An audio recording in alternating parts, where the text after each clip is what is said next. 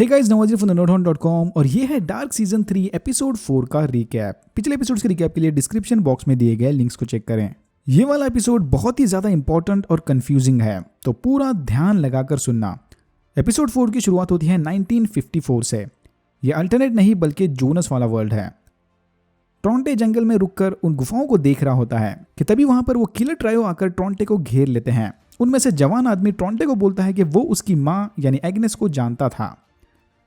यहाँ हमें पता चलता है कि इस बंदे का कोई नाम वाम नहीं है, बट टोरंटे का नाम रखने का आइडिया एग्नेस को इसी ने दिया था। ये यहाँ पर टोरंटे को उसकी माँ का ब्रेसलेट देने आया था, वही ब्रेसलेट जो हमने 1987 वाली टाइमलाइन में याना को पहने देखा था। फिर टोरंटे वो ब्रेसलेट लेकर वहां से चला जाता है। दूसरी तरफ हम देखते हैं कि हैना यहाँ पर अपना नाम कैथरीना रखकर अब 1954 वाले विंडन में बस गई है और इसका जवान ईगॉन के साथ अफेयर शुरू है। हैना से इंप्रेस होकर ईगॉन उसे सेंट क्रिस्टोफर का नेकलेस देता है। देखकर लगता है कि ये वही नेकलेस है जो घूम फिर कर बाद में मार्था के पास जाएगा। फिर हमें पता चलता है कि एग्नेस और हैनो टाउबर दोनों अचानक से गायब हो गए हैं और पुलिस इनका कुछ पता नहीं लगा पा रही। डोरिस एग्नेस को लेकर परेशान है तो ग्रेटा हैनो को लेकर परेशान है। डोरिस को लगता है कि शायद हैनो टाउबर एग्नेस का हस्बैंड है और इन दोनों का एक साथ गायब होना आपस में कनेक्टेड है। हैनो को फिर एक शॉकिंग न्यूज पता चलती है कि वो प्रेग्नेंट है।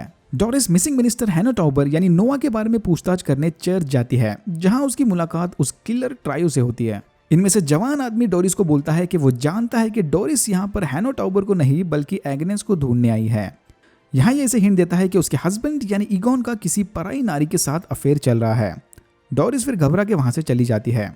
अरे तुम दोनों भी तो कुछ बोलो यार, लगता है इनमें से सिर्फ एक ही बंदा बोलता है ना। फिर अपनी प्रेगनेंसी की न्यूज जाकर ईगॉन को सुनाती है और फिर उसका रिएक्शन देखकर काफी गुस्सा होती है। यहाँ हैना समझ जाती है कि फ्यूचर हो या पास्ट, सारे मर्द एक जैसे होते हैं। हैना फिर डिसाइड करती है कि अब उसे किसी मर्द की जरूरत नहीं है, वो अकेली ही खुश है और फिर ये अबॉर्शन करने का डिसीजन लेती है। ईगॉन भी इसे खुशी खुशी अबॉर्शन करने वाली लेडी का एड्रेस लिख कर दे देता है।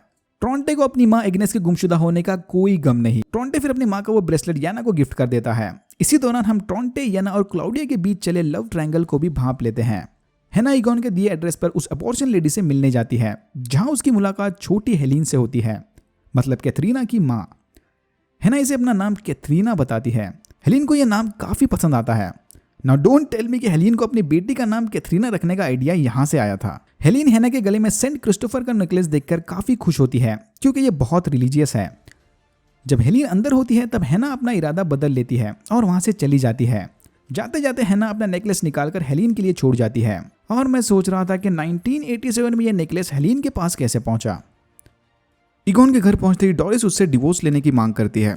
लगता है ईगॉन को दारू की लत यहीं से लग गई थी। मैंने जानबूझकर 1954 वाली सारी टाइमलाइन एक ही बार में निपटा ली ताकि आगे की स्टोरी में कोई कंफ्यूजन ना हो। 2053 एडम एग्नेस को बोलता है कि मेरी साइड चुनकर तुमने बिल्कुल सही फैसला लिया है। फिर ये एग्नेस को क्लाउडिया की मौत की खबर वाला न्यूज़पेपर कटआउट देकर बोलता है कि सही समय आने पर ये क्लाउडिया को दिखाना। एग्नेस फिर एडम को बोलती है कि उसे अल्ट मार्था को ओरिजिन के बारे में सब कुछ सच सच बता देना चाहिए और फिर ये डार्क मैटर में घुसकर कहीं चली जाती है। आई थिंक एग्नेस यहाँ से पास्ट में जाकर क्लाउडिया से मिलेगी। पिछले सीजन में वो क्लाउडिया की मौत वाला सीन याद है ना, जब अल्ट मार्था की नींद खुलती है तो वो अपने सामने बूढ़े मैग्नेस को देखती है। मैग्नेस से बताता है कि वो अब जान चुका है कि क्यों मार्था उन्हें 1888 में छोड़कर भाग गई थी, क्योंकि मार्था ने ये सब एडम के कहने पर ही किया था। So all good now. November 6, 2052 alternate world. Stranger Martha alt Martha को बंकर में ले जाकर आने वाली कयामत के बारे में बताती है, जिसमें सारे लोग मारे जाएंगे। स्ट्रेंजर मार्था जोनस को बोलती है कि ईवा ने उससे झूठ कहा था। दोनों दुनिया को बचाना इम्पॉसिबल है। ये लोग दोनों में से किसी एक दुनिया को बचा सकते हैं। मतलब अब जोनस को अपनी मार्था और अल्ट मार्था में से किसी एक को चुनना पड़ेगा। अगर जोनस अल्ट मार्था के वर्ल्ड को बचा लेता है तो उसी के साथ वो अल्ट मिकेल की जान भी बचा सकता है। मतलब ये डिसीजन जितना सिंपल लग रहा है उतना है नहीं। अल्ट मार्था ये सब सुनकर पागल हो जाती है। उसे लगता है कि ये दोनों झूठ बोल रहे हैं या तो ये सब उसका बस एक सपना है। बट फिर जोनस इसे पकड़कर समझाता है कि दिस इज ऑल ट्रू, हमें साथ मिलकर इसका कोई सोल्यूशन निकालना चाहिए। फिर ये दोनों गुफाओं के जरिए वापस 2019 में जाते हैं। जोनस और अल्ट मार्था के बंकर से बाहर जाने के बाद वहां पर नोआ आता है। Finally we missed you man.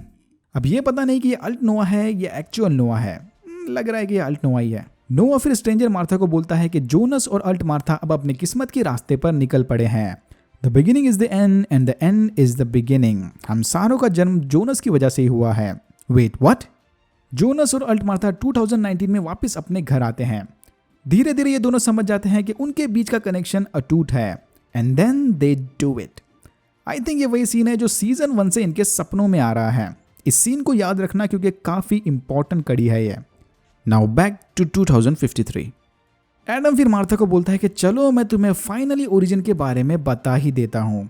तुम दोनों का मकसद, यानी जोनस और अल्ट मार्था का मकसद कभी भी कयामत को रोकना नहीं था, बल्कि तुम दोनों से ही तो कयामत की शुरुआत होने वाली थी। ईवा ने अल्ट मार्था को इस सफर पर सिर्फ और सिर्फ इसीलिए भेजा था ताकि वो जोनस के साथ मिलकर उसके बच्चे को जन्म दे सके।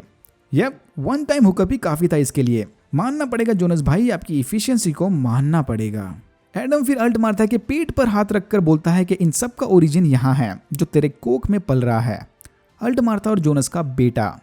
फिर कैमरा ट्रांजिशन करके अल्टरनेट वर्ल्ड में खड़े उस अननोन बंदे पर जाता है, इंडिकेटिंग कि ये भाई साहब ही जोनस और अल्ट मार्था के बेटे हैं। एक ऐसी इन्फिनिट कड़ी जो दोनों दुनिया को आपस में जोड़ती है।